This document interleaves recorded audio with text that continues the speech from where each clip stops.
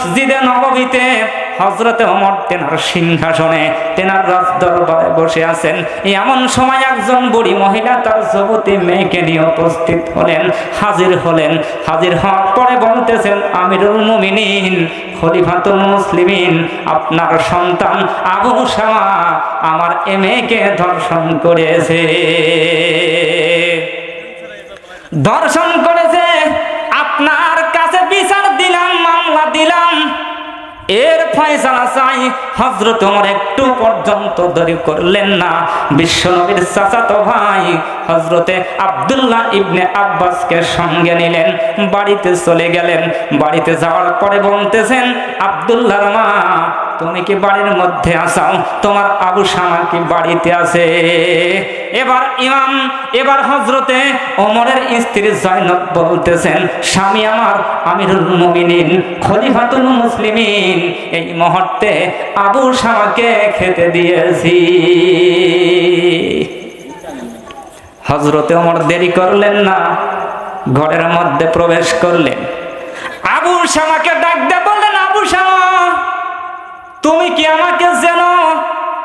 আবু শামা বলতেছেন, আমি আপনাকে তিন দিক থেকে পর্যন্ত চিনি। প্রথম নম্বরে আপনি হলেন আমার জন্মদাতা পিতা, আর 2 নম্বরে আপনি হলেন খলিফাতুল মুসলিমিন, আর আপনাকে আরেকটা দিক থেকে চিনি, স্বয়ং আল্লাহ রাব্বুল আলামিন আপনাকে দুনিয়ায় থাকতেই জান্নাতের সার্টিফিকেট দিয়েছে। ওমর বললেন, সন্তান আমার, যেহেতু তুমি আমাকে চিনে ফেলেছো সকল দিক থেকে, কিন্তু আমি তোমাকে যেই প্রশ্ন করব, এই প্রশ্নের জবাবগুলো তোমাকে সত্য দেওয়া লাগবে। সন্তান আবু শামা বলতেছেন, আব্বা জান, আপনি যা বলবেন আমি সত্য জবাব দিয়ে দেব। এবার ওমর বলতেছেন, আবু শামা, তোমার বিরুদ্ধে আমার আদালতে একজন বুড়ি মহিলা তোমার বিরুদ্ধে ধর্ষণের মামলা করেছে। তুমি কি কোনো সময় কোনো দিন তুমি ধর্ষণ করেছো? আবু শামা বলতেছেন, আব্বা জান, বন্ধুদের পাল্লায় পরে মদ পান করেছিলাম, মদ পান করার কারণে ধর্ষণ করেছি। ওই দিন থেকে নিয়ে শুরু করে এখনো পর্যন্ত আল্লাহর কাছে কান্দি, আল্লাহ যেন আমারে ক্ষমা করে দেন। হযরত ওমর দেরি করলেন না, ওমর দেরি করেন নাই, আবু শামাকে ধরলেন, কলার চাপ দিয়ে বাহিরে বের করে আনলেন। বাহিরে যখন বের করে আনলেন, হযরতে ওমর আবু শামাকে বললেন, আবু শামা। হযরতে ওমর আপন সন্তানকে বাহিরে নিয়ে আসলেন, আবু শামাকে। আবু শামাকে ডাক দিয়ে বলতেছেন, আবু শামা, মসজিদে নববীতে তোমার বিচার হবে, নবীজির হাজার হাজার সাহাবায়ে আজমাইন থাকবে। আবু শামা বললেন, আব্বা জান, নবীজির হাজার হাজার সাহাবায়ে আজমাইনদের মাঝে আমাকে অপমানিত করবেন, বেইজ্জত করবেন, অতএব এই জায়গায় আমার কল্লা উড়াইয়া দেন। ওমর বললেন, সন্তান আমার, এই জায়গায় যদি তোমার বিচার করি তাও তুমি শাস্তি পাবে, মসজিদে নববীতেও যদি তোমার বিচার করি তাও তোমার শাস্তি হবে। সন্তান আবার, তবে তুমি শুনে নাও, এই জায়গায় যদি তোমার বিচার করি তাইলে কোরআনের একটি আয়াতের একটি অংশ আমার অমান্য হয়। লিয়াশহাদ আযাবাহুমা তাইফাতুম মিনাল মুমিনিন, এই জাতীয় মামলার রায় স্বয়ং আল্লাহ রাব্বুল আলামিন দিয়েছেন। ও দেশের বাদশা, ও দেশের সরকারেরা, ও বিচারপতিরা, তোমরা শুনে নাও, যখন ধর্ষণের কোনো মামলা তোমাদের কাছে আসবে, ওইটা যেন গোপনে না হয়, প্রকাশ্যে হবে। আর তুমি তো জানো আমি ওমর কোরআন দিয়ে রাজ্য চালাই। এরপরেও আবু শামা বলতেছেন, পিতা জান, আমার আম্মা জান আছে, আমাকে এখান থেকেই বিদায় করে দেন। আমার আম্মাকে বলবো, আম্মা, আমার আব্বা জানের বিরুদ্ধে আপনি মামলা করবেন না, আর আমারও কোনো এখতিয়ার থাকবে না আপনার বিরুদ্ধে মামলা করার। হযরত ওমর মসজিদে নববীতে নিয়ে গেলেন। মসজিদে নববীতে উপসে পড়া ভিড়। তাফসীরে ইবনে আব্বাসের মধ্যে রাইসুল মুফাসসিরিন আব্দুল্লাহ ইবনে আব্বাস রাদিয়াল্লাহু তাআলা আনহুমা বর্ণনা করেছেন, মসজিদে নববীতে ওই সময় আর লোক ধরে না, উপসে পড়া ভিড়। তার কারণ হলো, যেহেতু যেই সরকার, যেই প্রধানমন্ত্রী অনেকের কাল্লা উড়িয়ে দিয়েছে, অনেকের বিচার করেছে, কারো জেল দিয়েছে, কারো ফাঁসি দিয়েছে, কারো আমৃত্যু জেল পর্যন্ত দিয়েছে। আর আজকে সরকার প্রধান নিজেই তার সন্তানের বিচার করবে, তার সন্তানের ফায়সালা করবে, এইটা দেখার জন্য মসজিদে নববীতে উপসে পড়া ভিড়। এখন জোহরের নামাজ আদায় করবেন, কিন্তু ইমামতি করবেন কে? কারণ ওই সময়ের যিনি প্রধানমন্ত্রী তিনি হলেন খলিফা হযরতে ওমর। ওমরই তো হচ্ছেন ওই দেশের প্রধানমন্ত্রী, ওই দেশের নেতা। আবার ওই দেশের ইমাম হলেন হযরতে ওমর। আর আমাদের দেশের তো সব ভাড়াটিয়া ইমাম। আমাদের দেশের যিনি ইমাম হন তিনি তো আর দেশের কোনো নেতা না, কোনো এমপি নাই, কোনো মন্ত্রী নাই। আর স্বর্ণ যুগের যারা ইমাম ছিলেন তারাই ছিলেন ওই দেশের নেতা। সম্মানিত মুসলমান ভাইয়েরা, আমাদের দেশে কোনো ইমামের সন্তান যদি এমন কাজ যদি করে, আমার তো মনে হয় ওই ইমামকে দেওয়ার নামাজ আদায় করাবে। ইমাম সাহেবের স্ত্রী যদি পর্দা ছাড়া চলে, তারপরেও কিন্তু ইমামতি করাবে না। ইমাম সাহেবের শাশুড়িও যদি স্টার জলতা দেখে, এখন নিজের সন্তানের বিচার করবেন, ফায়সালা করবেন। মসজিদে নববীতে সকল সাহাবায়ে আজমাইন উপস্থিত হয়েছে। এমন সময় হযরত ওমর ডাক দিলেন, মুফতি আজম কোথায়? তুমি আসো। ফতোয়া বিভাগ তুমি কোথায়? আসো। এবার তোমরা আসো। আমার সন্তান অপরাধ করেছে, আমার কাছে স্বীকার করেছে, আমি নিজে আমার সন্তানের সাক্ষী। এবং রাইসুল মুফাসসিরিন বিশ্ব নবীর চাচাতো ভাই হযরতে আব্দুল্লাহ ইবনে আব্বাস সাক্ষী আছে। বিচার বিভাগ চলে আসলেন, মুফতি আজম আসলেন, কিন্তু আসে বলতেছেন, আমিরুল মুমিনিন, খলিফাতুল মুসলিমিন, আমরা আবু শামার বিচার করতে পারবো না। ওমর বলতেছেন, ও মুফতি আম, তোমরা অন্যায় করেছো, তোমরা ভুল করেছো। আমি জানি, আমি বুঝতে পেরেছি তোমাদের হাড়ের একটু দুর্বলতা আছে, তোমাদের ইমানের একটু ঘাটতি আছে। তবে এই জাতীয় মামলার রায় তোমাদেরকে দেওয়া লাগবে না। স্বয়ং এই জাতীয় মামলার বিচার আমার আল্লাহ কোরআনে করেছে। আযানিয়াতু আযানি ফাজলিদু কুল্লা ওয়াহিদিম মিয়াতা জালদা। সূরা নূরের 2 নম্বর আয়াতে আল্লাহ রাব্বুল আলামিন এ বিচারের ফায়সালা দিয়েছে। হযরতে ওমর এবার ডাক দিলেন, জল্লাদ কোথায়? তুমি আসো। আফলারে কোথায়? তুমি আসো। এই নাও চাবুক, বেতের আঘাত করো, চাবুকের আঘাত করো। আফলা বলতেছেন, জল্লাদ বলতেছেন, আমিরুল মুমিনিন, আমি আবু শামার গায়ে চাবুক মারতে পারবো না। ওই সময় ওমর বলতেছেন, আফলা রে, তুমি ভুল করেছো, অন্যায় করেছো। তুমি কি রাসূলের বিধান শোনো নাই? মাই ইউতি আমিরা ফাকাদ আতানি ওয়া মাই ইউসি আমিরা ফাকাদ আসানি। আও কামা ক্বালা নবী সাল্লাল্লাহু আলাইহি ওয়াসাল্লাম, যেই ব্যক্তি আমিরের আনুগত্য করেছে ওই ব্যক্তি স্বয়ং আমি নবীজির আনুগত্য করলো।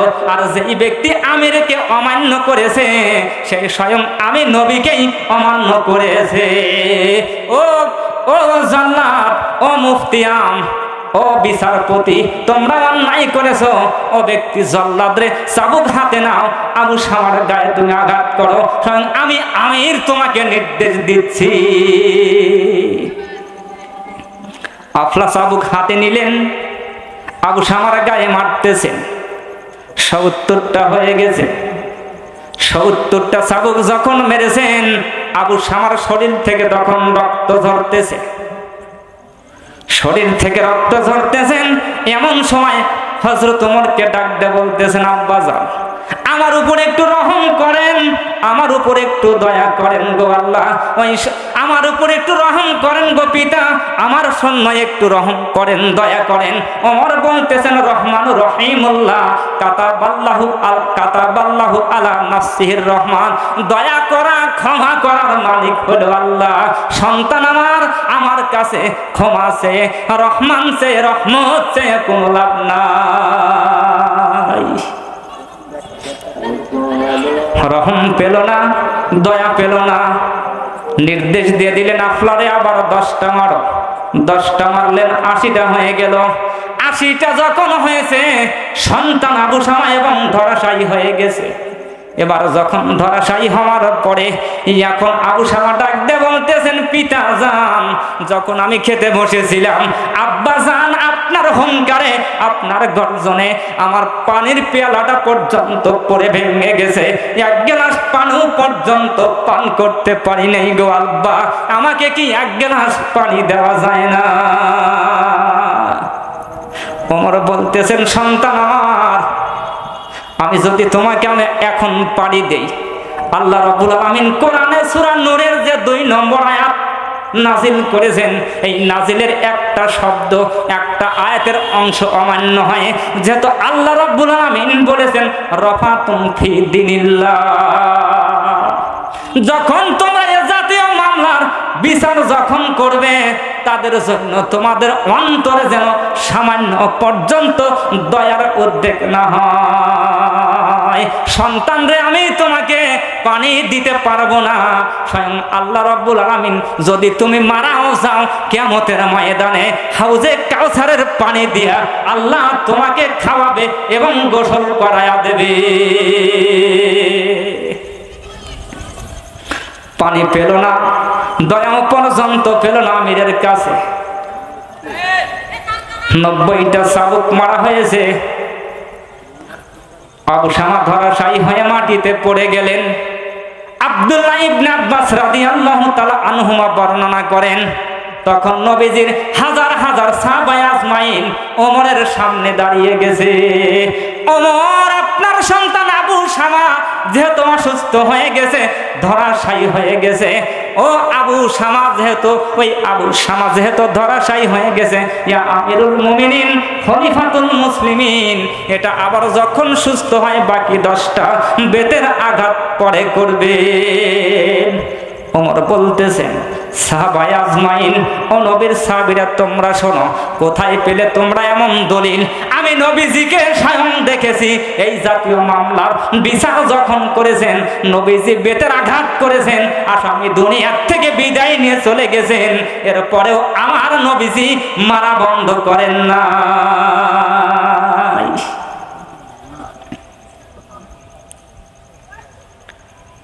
আবু শামার মাকে সংবাদ দেওয়া হয়েছে। আবু শামার মা চলে আসলেন, এসে বলতেছেন, স্বামী আমার, আমিরুল মুমিনিন খলিফাতুল মুসলিমিন, আপনি আমার স্বামী, এই একটা করি দাবি।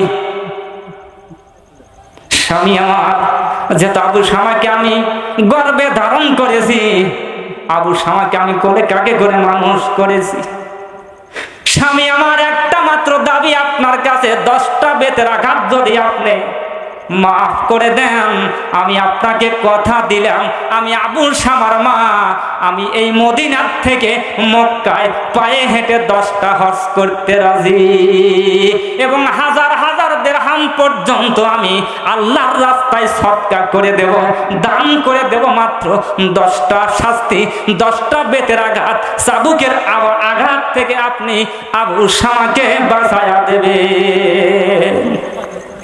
ওমর বললেন, স্ত্রী, আবু শামা তোমার সন্তান, আবু শামার জন্য যেমন তোমার পান কান্দে, ওই আবু শামার জন্য হে স্ত্রী আমারও কিন্তু পান কান্দে।